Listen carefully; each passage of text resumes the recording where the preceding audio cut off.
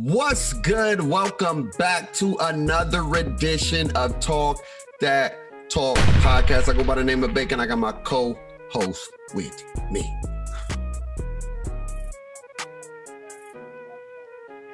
I'm just disappointed. Disappointed.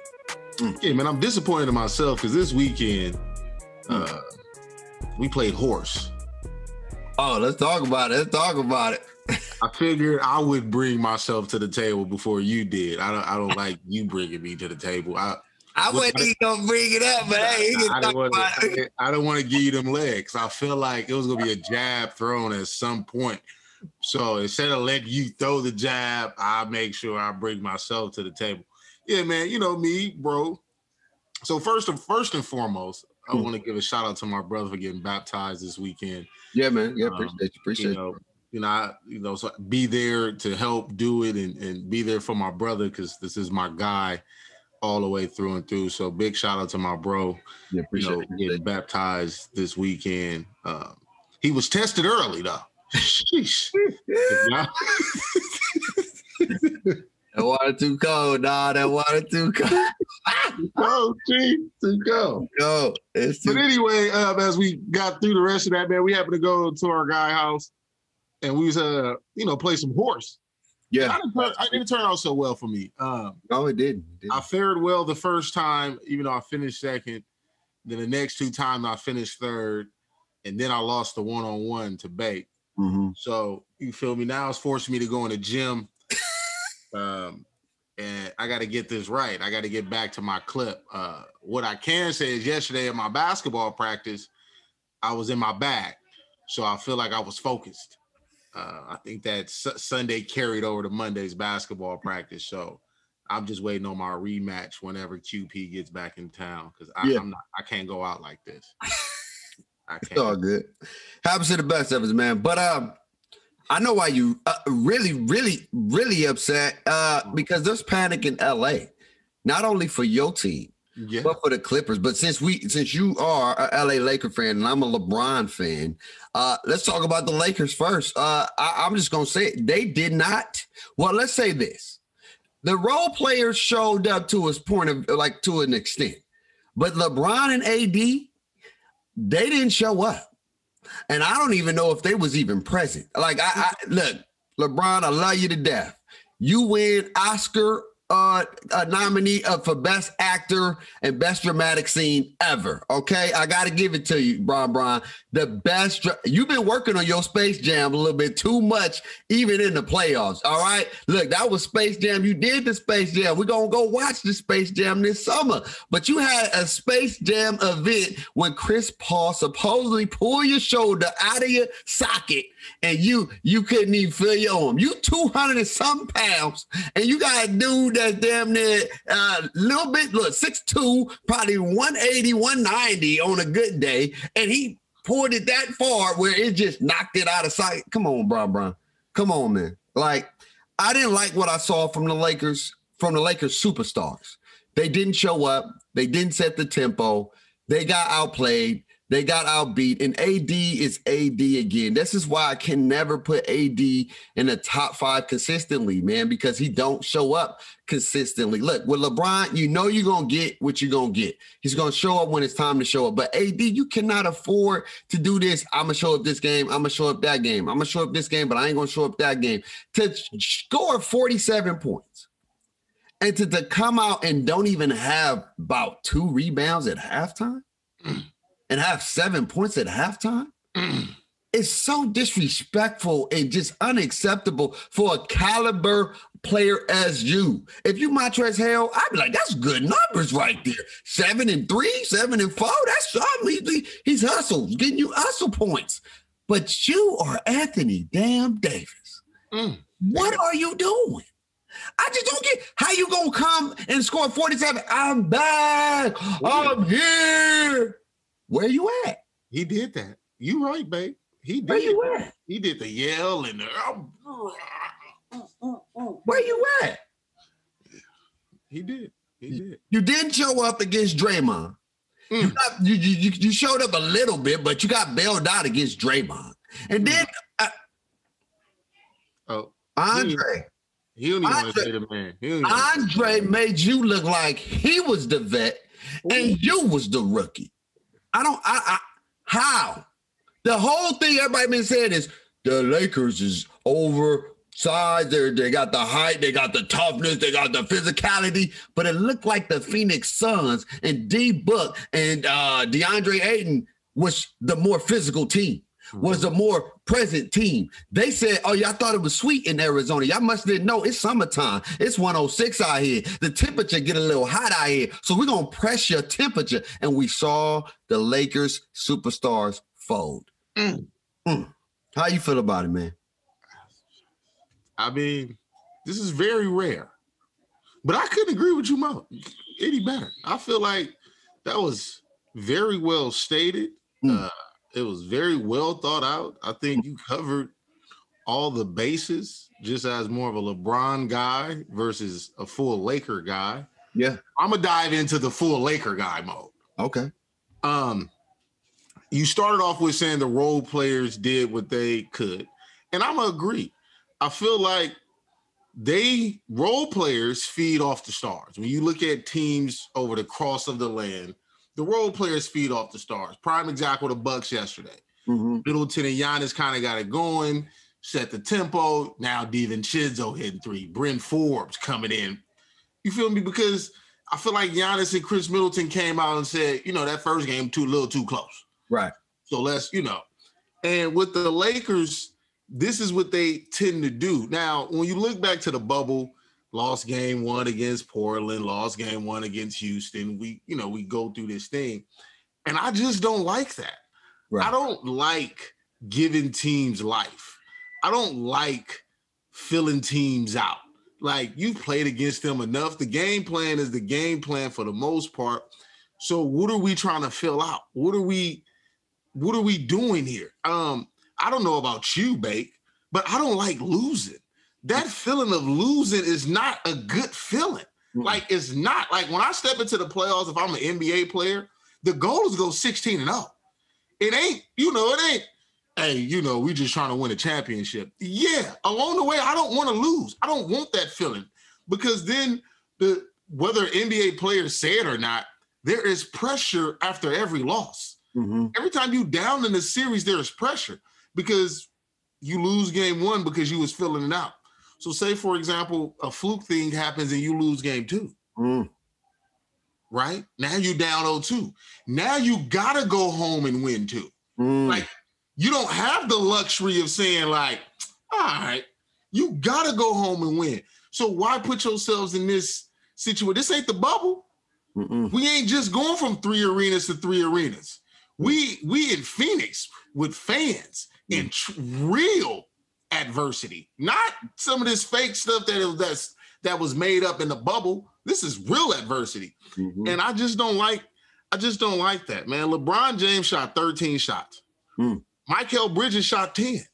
How is LeBron only shooting 3 more shots than Mikal Bridges? DeAndre Ayton, 21-16. Anthony Davis, 13-7. How is that even possible? Meanwhile, Devin Booker, coming out party. Call that man Devin Buckets. You feel me? He reminds me, and people have said this, but he has that Kobe-like game to him. It ain't fully there yet, but when you see him and how he plays at his pace, he gets to his spots. He can shoot off the handoff, off the dribble. He got solid feet work. He came to play, and the Lakers did not. And, I'm looking forward to seeing tonight's game to see the response. I'm expecting a big game out of AD. I'm expecting a big game out of LeBron. So I'm not going to be like, oh, they did that, because this is what they're supposed to do. This is a smaller team that they're supposed to physically dominate. And I'm not impressed. Like, I had them in 5. So Lakers winning don't impress me, because this is what's supposed to happen, if that makes sense. It makes sense. We will see tonight. And, I hold our stars accountable. And AD, the thing is, because we talked about it, LeBron doesn't fully, I think he understands, but he doesn't understand all the time. AD feeds off of him. When he's in his bag and being LeBron, then AD is like, I can, I'm a match that, because he don't never want to seem like he ain't carrying his weight. You feel me? But when LeBron is being lethargic or real passive, then AD plays lethargic and real passive. The thing is, LeBron is great enough to turn on the switch. Me watching AD over these past 2 years, he don't have that switch. He got game that way. Exactly. We've seen it. When AD come, we know when AD here. It's like, okay. He, in the first quarter, he got 10 and 6. Yeah. You're like, okay, we know what AD we getting tonight.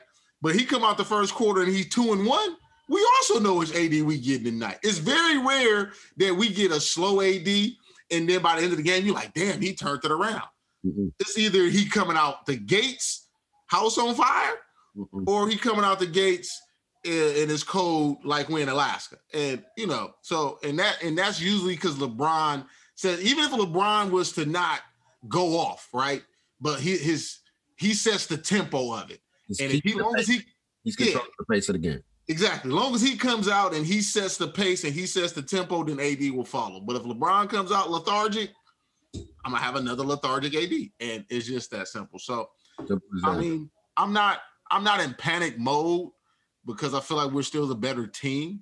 But I just don't like when they do this. Like, just as a fan, I just a fan of basketball, I don't like when they do this. This is my thing, though, and we can move on to the other LA team because they got some problems. Is that just because it worked last year don't mean it's going to work again this year. Just because you lost one game last year don't mean you're going to be able to win like y'all did. That's not how it works. It's not going to work like that. So if you approach it like that, thinking that it's going to happen, look, man, you can always lose one. I know LeBron is 14-0 in the first round. It can always be one on that other end. It can always be one. It always happens. So if you want to keep going and you want to be consistent, then you need to know what you plan for. It's bigger than just we getting out of the first round. You plan for your record in the first round. You plan for that because that's part of your legacy. Oh, LeBron ain't undefeated no more. That's one of the things they used to say that you had over Jordan. Even though Jordan was 6-0 in the finals, you won 14 straight first round playoff matchups. He ain't never did that. And I don't think nobody in the league ever did that. They won 14-0. So that's part of your legacy. And if you want to let that go, hey, then it's only certain things they can use to try to put you in a category to compare you to the Kobe's, to the Jordans. When you have stuff like that, you're like, oh, that's impressive. I ain't going to hold you to go 14-0. But then he got that one, but he did lose one. Jordan went 6-0. You get what I'm saying? Your O is turned to 1 now. You get what I'm saying? It's different. So LeBron better get his act together, or I'm telling you, and I said it again, I still think this series is going to go 7 because the Lakers just not there. They're not the same team. And Frank Vogel has a lot to do with it as well, too, because the matchups and who he put on the floor is not efficient to the team, man. I'm just going to call it. But you know how I feel about bro. I know. Anybody's been consistent about Frank Vogel and lineups and coaching, it's been me. Because I just don't like it until LeBron, the legacy standpoint and what you were saying, it's just one of those things that when Jordan was losing in the first round, his team was legitimately the underdog. You feel me? They weren't expecting the Bulls to beat the Bucks, or they weren't expecting the Bulls to beat Boston at that time. It's when the Bulls became the Bulls, then it was like, yeah, Jordan, you can't lose in the first round. And that's what LeBron had. The Lakers are a 7 seed. But it's LeBron James. Yeah. So you can't be a championship team as a 7 seed and lose. Because people say, well, Kobe was a 7 seed, but that wasn't a championship team. That was a team that Kobe just carried to the playoffs, and it's like, hey, they here and we just here to play basketball. But LeBron and Anthony Davis, this is a championship team. Yeah. So losing in the first round, people gonna have all the eyes. Oh, they're gonna be talking a lot of stuff, but we'll talk about that. We'll see. It's only game 1, and we'll find out. But I know who is on the bubble and is on a hot seat, and it's looking like right now history is repeating itself yet again with the Los Angeles Clippers. Man, they are always finding ways to lose games in the struggle and crunch situations. Here's my thing about Kawhi. You know what I noticed, and I respect this man game. They ain't talking about Kawhi being the best player no more. I'll tell you that. That the best player in the league talk, it's getting swept. Hey, that thing has been dying down left and right, bro. They ain't talking about Kawhi like they was talking about him when he came from Toronto to LA. I'm the king in New York, LA. They ain't talking about Kawhi no more. And I got a funny feeling there's a reason why. Ooh. How are you, talk about it, the two elitist defenders to ever play this game on the same team, but number one, y'all got a double one man, and this man still goes off. And number two, you're not even trying to guard him in key situations in the game. In the last 5 minutes, you ain't nowhere to be found on Luka. It's like you dodging the smoke. They're going to run pick and roll. You keep allowing yourself to get picked. I don't understand that. If that was a Kobe or a Mike, I guarantee you they'd be fighting through that damn pick. They're like, you ain't going to pick me. I'm about to make sure I'm on you. I'm going to guard you. And y'all are, well, not y'all, because PG is doing his best he can to guard Luka. Luka is just a talent. That's just what it is. But Kawhi Leonard, you supposed to be the claw. You supposed to be the guy. That's supposed to be your team. Why you not guarding Luka? If you know everything goes through that man, why are you not guarding that man? Why are you letting Paul George do all the work and you're not helping your teammate? Why are you letting Morris stick Luka Doncic and you over here guarding somebody that ain't gonna be a threat? Why are you doing that? You Kawhi Leonard, the claw. You came with all these commercials talking about you the Terminator. What are you terminating? What are you doing? And you ain't scoring in key situations. Your jump shot's looking rough. What's going on with you, Kawhi? 9 for 22. What's going on with you? I'm disappointed in the clip. Now you got to realize that it ain't the coach. It ain't Doc. Damn near. It ain't even Tyrone Lue.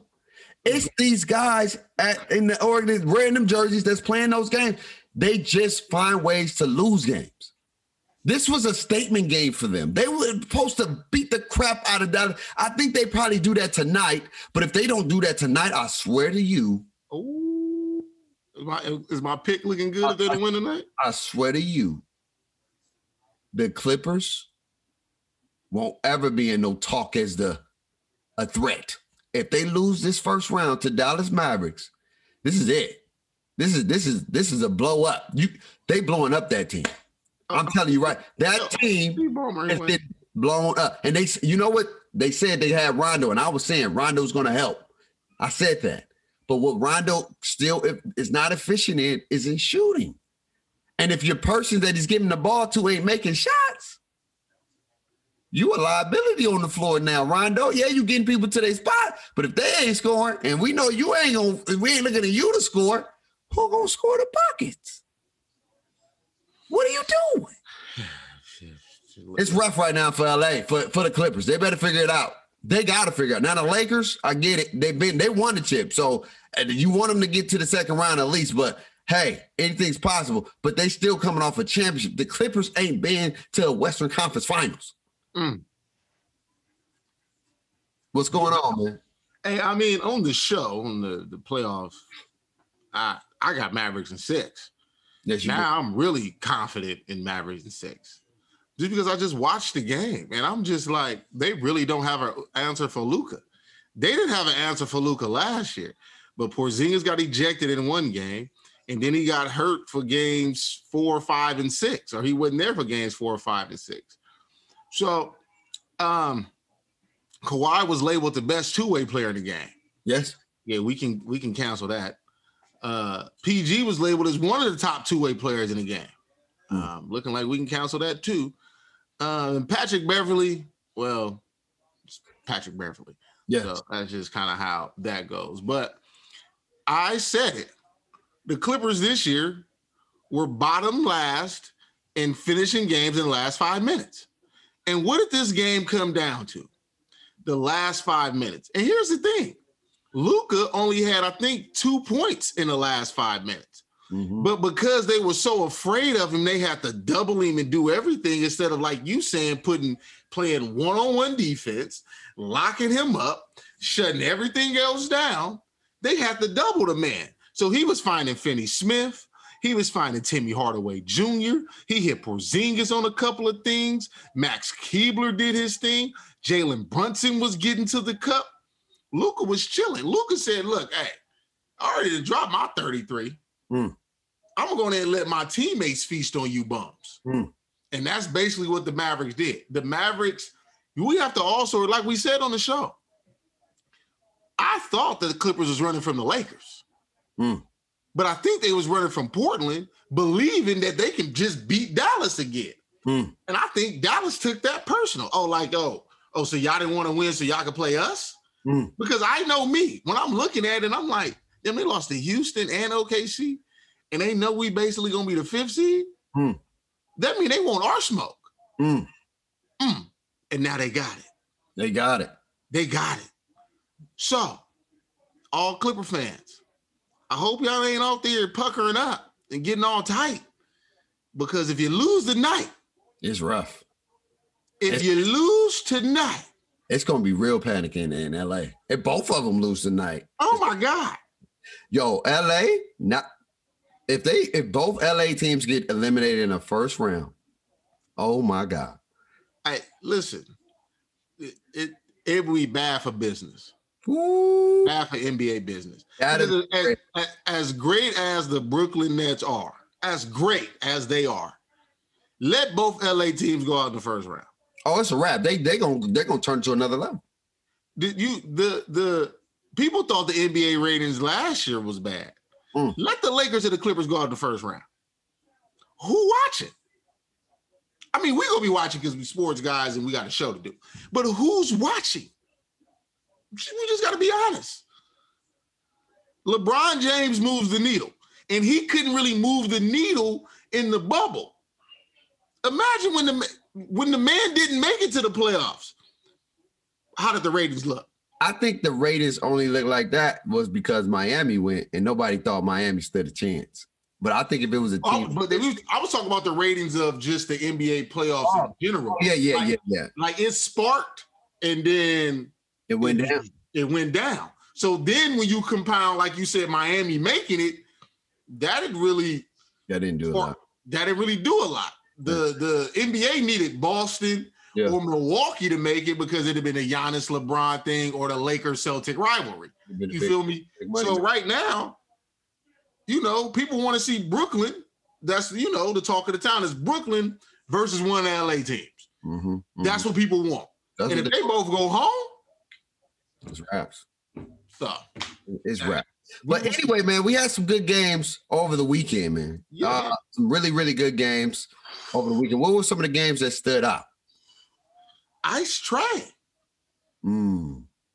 That boy. It's quiet in here. Yo, he took it personal on them coming at him crazy. Hey, listen, man, I had the Knicks in 6. I wonder if I can amend that. Because I know I'm in there. You already said it. It's already yeah. Because I got to watching that game and we was watching it, and then I caught the replay of it.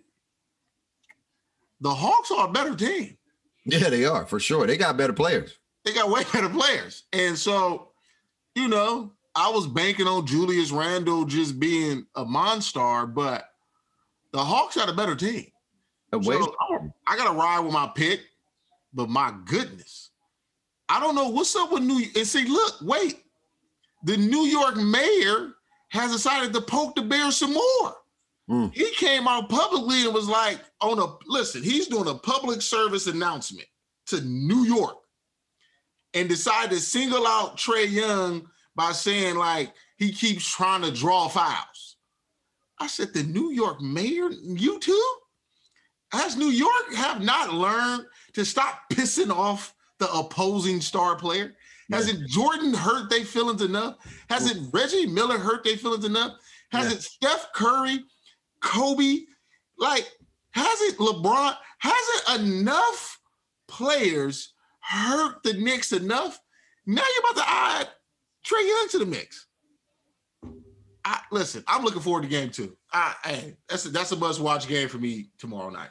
For sure. That's definitely going to be a good game. And another game that stood out for me was the Memphis Grizzlies Ja. The Utah Jazz. The game got close, but it wasn't even close to start. It shouldn't have been that close. But I know with Memphis being a young team, they find ways to give up a lead. That's just what it is. They're not at that level where they can put their foot on somebody's throat and keep it there for the whole 4 quarters. But what they're playing and how they're playing is with confidence basketball. See, that's what you don't want to happen. I remember that year when the Golden State Warriors, who they beat, the Dallas Mavericks that year? Was it Dallas? What year you talking, bro? With Baron Davis. Who did they beat in the first round? Who was that? They was an 8 seed, and they beat Dallas, who was the ones. That was the year Dirk won MVP. Yeah, they beat Dallas, right? So this seems like a series that can be like that if Utah don't figure it out. Because when I think about it, like especially if Donovan Mitchell don't play. If Donovan Mitchell don't play, they say he's in. I seen it today. But they said he was in last time. But I'm telling you right now, even though he's in, he's not going to be 100%. He hasn't played basketball in a month. And now you're playing playoff basketball that's more intense. It's almost like with that dude, what I was talking about, Shaq and Barkley said it.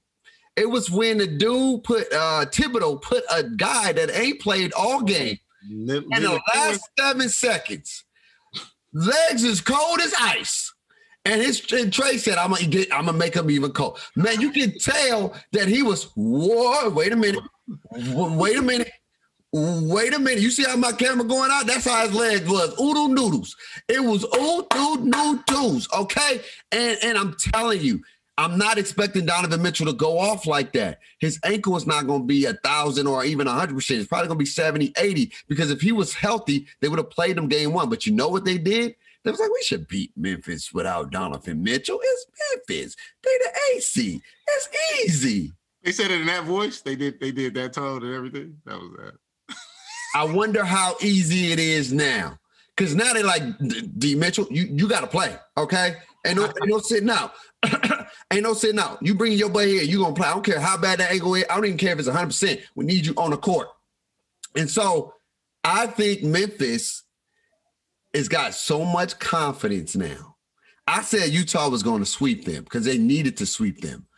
And I stand corrected. And now Memphis Grizzlies can possibly beat them because they have all the confidence in the world. See, a lot of people always say, oh, they're the better team. Sometimes the better team don't always win. It's the people who with the most heart. It's the people that play great in big time moments. Just because you're the better team don't mean you're going to win. It just means you're supposed to win. But you still got to play the game. You still got to play 48 minutes. And Memphis is coming with an attitude like, we are them. We are them. And y'all think it's sweet up in Memphis, bruh. We're going to keep telling y'all, we got the people that can play, we got athleticism, and we can do what y'all think we can't do. In Utah, when you really think about it, without Donovan Mitchell, they got a lot of slow guys on that team, bro. Clarkson, you got Conley still recovering from that hamstring. You got Gobert, right? But he's not really an offensive threat. He's a defensive threat. But if you get him in foul trouble, who do you got? Derek Favors. What you mean? Listen, this is why nobody really believed in Utah. Because everything cute in the regular season. It's cute. You can do this and you can do that. You can play a little defense. You know, it's cute. They was considered, quote unquote, one of the deepest teams. But when I look at their bench, I'm like, where? Bogdanovich had a good game. You feel me? Second half though. Yeah, but that's what I'm saying. Like, you know, he came on late. Rudy Gobert out here flopping like LeBron. You feel me? And that's not a good look. You feel me? Because the way that people were saying was like, why are you choosing right now to be not to be serious? Better be glad I'm not a Utah beat writer. Because I'd have brought it up. Like right now, bro. Like, this is what you're doing. Like, you know, like, come on now. So we shall see. Because when you watch that game, Ja Morant was getting to the cup at will. Yes. Mike Conley couldn't do nothing with him. Jordan Clarkson couldn't do nothing with him. They tried to put Ingles on him. They tried to put O'Neal on him. It didn't matter. When he was in his pick and roll thing, it was getting to the cup. Mm-hmm. And then with Valanciunas, and even when they go with Jaren Jackson with him in the pick and roll, Now Valanciunas is good enough to where he kind of spaces Gobert out just a little bit. And then if they go small ball with Jaren Jackson at the 5, Jaren Jackson at the 3-point line. So Gobert really can't be in the middle. Yeah. But shout out to Dylan Brooks. Young man came to play. He was in his bag too. Duffy. Yes, he was. So this series has turned into an interesting one. It's going to be an interesting one for real. And I'm telling you, Memphis is playing. I don't really feel like Utah match up well with Memphis. Even when D Mitchell come back, he's going to cancel out one of those scores. But when it comes to everybody else, they don't have a lot of quickness like that, man. They don't. I mean, you got Clarkson, you got Conley, but besides that, you got a lot of slow guys, slow, big guys that don't move laterally very, very well. And Memphis is very athletic. And I think the matchup wise, because sometimes it's about who you match up with, it don't work as well as you want it to work. I think they would have wished that Golden State won for sure, because they probably would have matched up way better. I feel like they wanted the Lakers because it's more of a slower pace game. No, they don't want the Lakers. I don't think they. You think they want the Lakers? I don't think they want them. No. Oh, damn. No. Maybe, what about San Antonio? I think they preferred San Antonio. San Antonio for sure. But anyway, before we get out of here, let's talk about the games yesterday because they wasn't really entertaining. I'll put it that way. First, let's focus on Giannis. And you know what's crazy? Shout out to my man Ryan. I know he said Miami's still in 6 because they can still win in 6. But what I'm going to say is this, and I've noticed Miami's pattern. Whenever they have a real tough physical game, the next game they always get ran. That's just what it is. I'm just calling a spade a spade. I'm not going to hold you. I'm not going to disrespect Miami. I love their heart, but that's just who they are. Whenever they have a real intense game, it's been shown they always have a bad performance the next game. I didn't think that game was going to be like that, but I didn't think the game was going to be close, in my opinion. Because think about it, even in the finals, that game that Jimmy was a superhuman, and he did what he did. Him and LeBron was going back and forth, and they was able to get away. The game came to a last-second shot, and, Danny Green missed the shot. I wish LeBron would have taken it. It'd been great, but he didn't take it. Whatever. The next game, they got ran. It wasn't even close. It wasn't even in a close game. You knew the game was over before the game was over. It was bad. It was over before it started. And that's what happened yesterday. Giannis and my man Milton came out, set the tone. He was hitting threes. He was in his Duffy. And I really, truly feel like, if Giannis get past Miami, Brooklyn's going to be in trouble. Because they're going to, I'm telling you right now, two dogs on that team, it's going to push to the limit. And I think that's going to be the NBA, the Eastern Finals. But the winner out of that, Philadelphia, is going to be licking their chops. They're going to be. Yeah. But that, and that all depends on how that second round with Philly goes. But, hey, listen, the Bucks are playing with confidence. Yeah. They are. Like, this looked like a different Bucks team. Yeah. It just looked different. It feel a little different. I feel like Giannis is still taking too many perimeter shots, but I also see him around the rim a little more and not him driving to the rim. It's him catching it in the post and kind of scoring around the rim. You feel me? Chris Middleton is just being Chris Middleton. You feel me? Him and Jrue Holiday. Chris Middleton is not the number 2. Him and Jrue Holiday are 2A and B. So it's a difference. You feel me? And it's just working. And so Miami got to cut out for him. They got to cut out for him. It's going to be tough.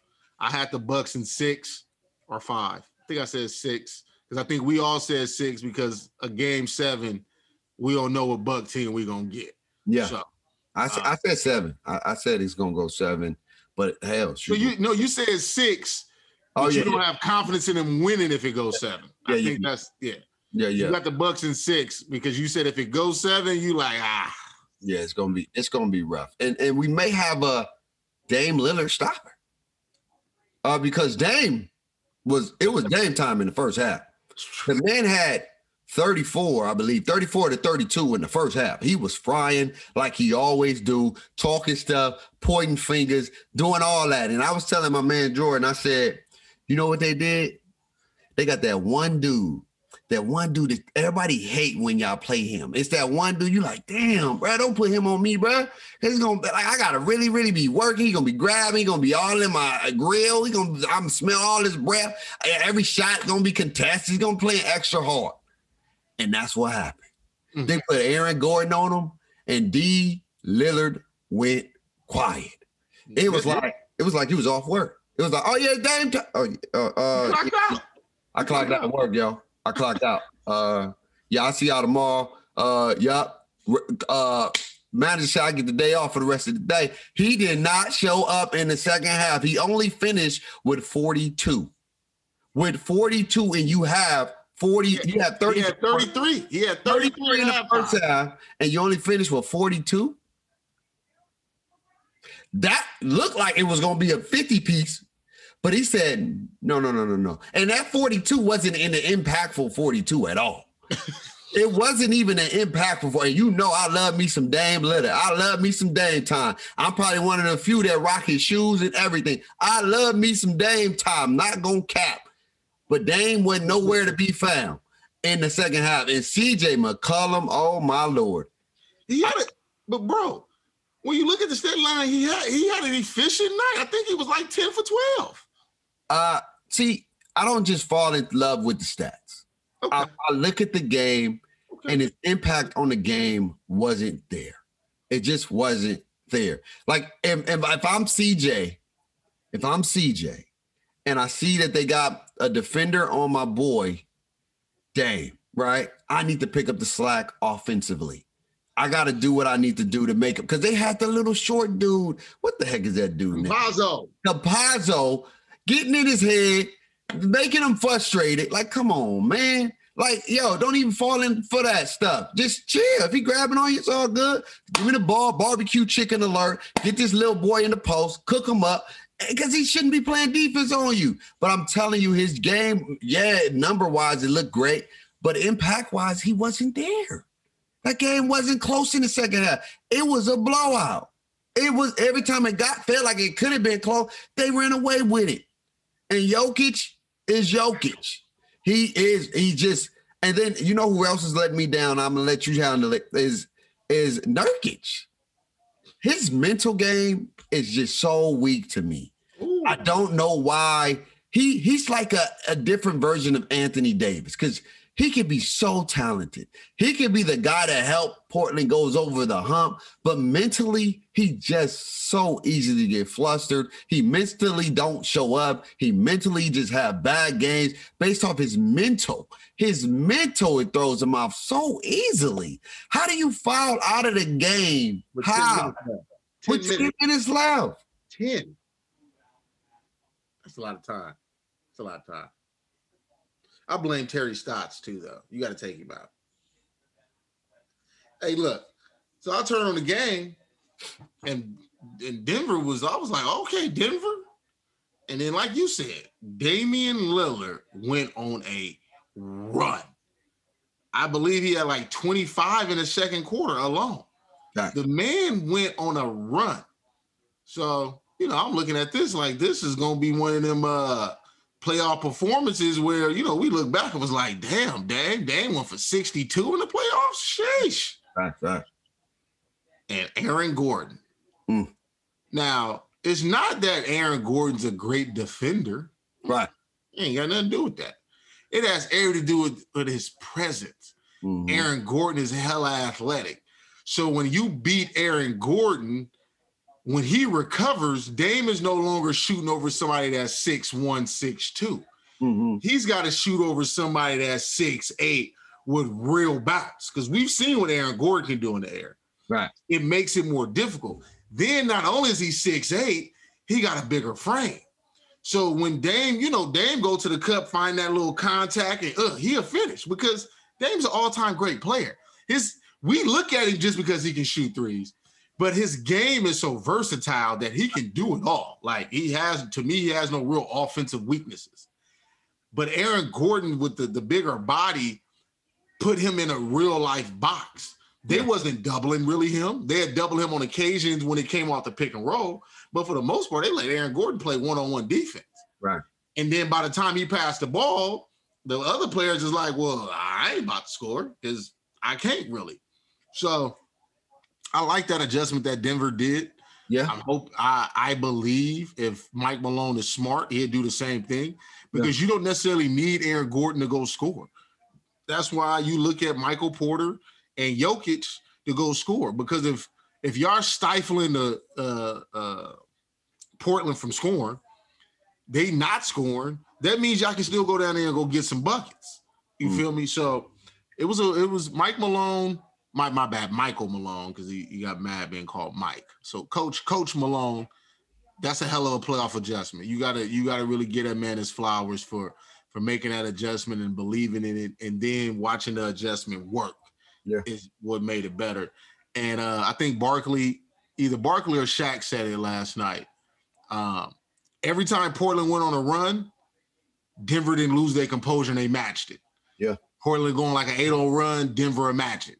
Yeah. So Denver was able to maintain their composure and not let these things bother them and get out of hand. And, I'm looking forward to a great series. I still got Portland winning the series, but Denver has made this interesting.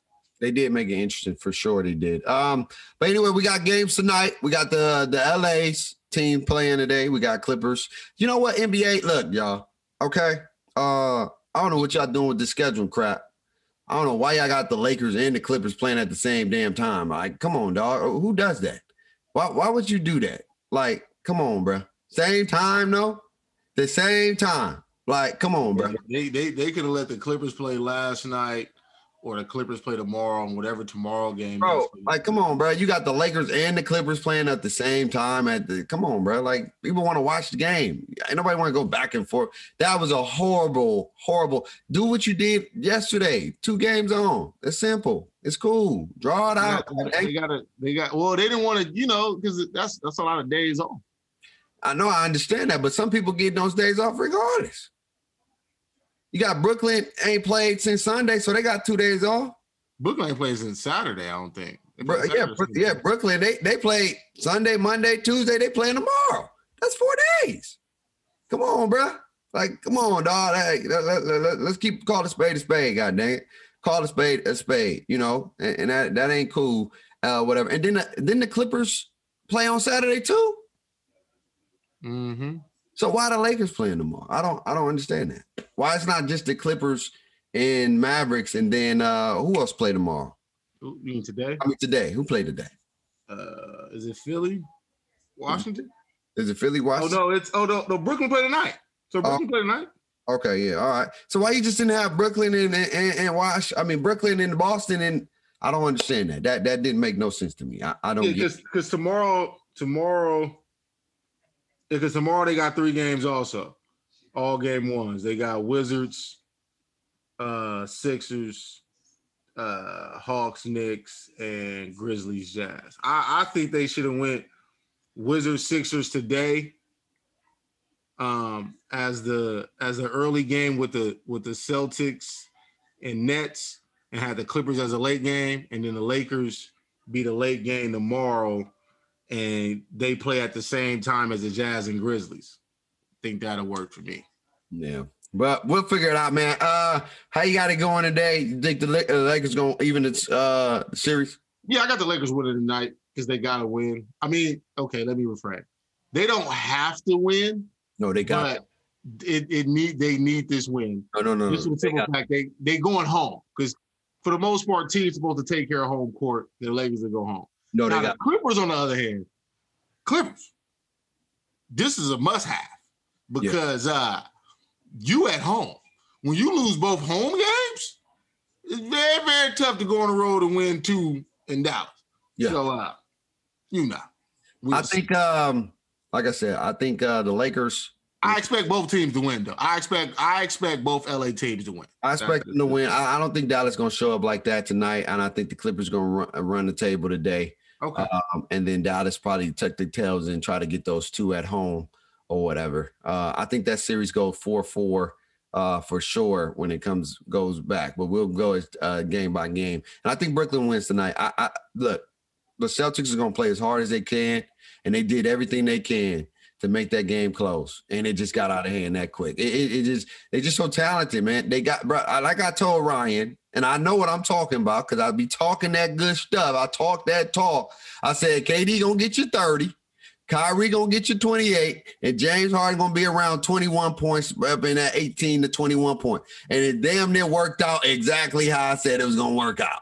So it doesn't matter who they play; they're going to get their buckets. What's gonna be, you're gonna have to figure out on other teams is you just gonna have to play defense on them the best way possible. But they're gonna keep it close.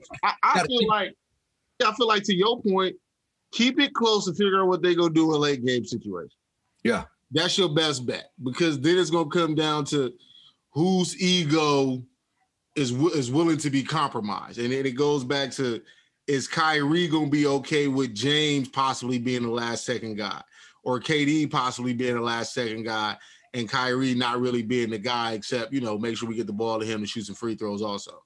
Right. So Boston's biggest thing is keeping it close, because Boston know who they're going to in clutch. It's going to Tatum. They ain't even no ifs, ands, or buts about it. Brooklyn still has an identity crisis in the clutch if they get there. Or at least we need to see what's going to be their identity in the clutch. I think that's what we're kind of waiting on. But in Brooklyn's defense, if we blowing everybody out, they ain't got to worry about no goddamn clutch. Facts.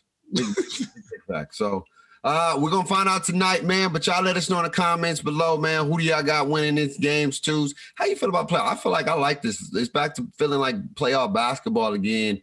And again, the bubble was the bubble, and it had its own little kind of, mystique. Yeah, it had his own little mystique and his own little challenges. But now this is a different challenge. And I'm telling you, if you're a Laker fan, if you're a LeBron fan, y'all better get it together. Don't think this is the bubble. You traveling now. You going to different places. There's fans in there. They said y'all couldn't win with fans in there. So y'all not just playing for, quote unquote, to repeat. Y'all playing to show that it doesn't matter if it's fans or not. Y'all still the best team in the world. So if y'all don't want to be the best team in the world, that's on y'all. If it don't matter to y'all, that's on y'all. Y'all got to deal with that. And LeBron and AD got to accept the criticism that's going to come with that at the end of the day. But y'all take care of yourself. Stay safe. Stay blessed. And always remember to talk that talk. We will see y'all on Thursday.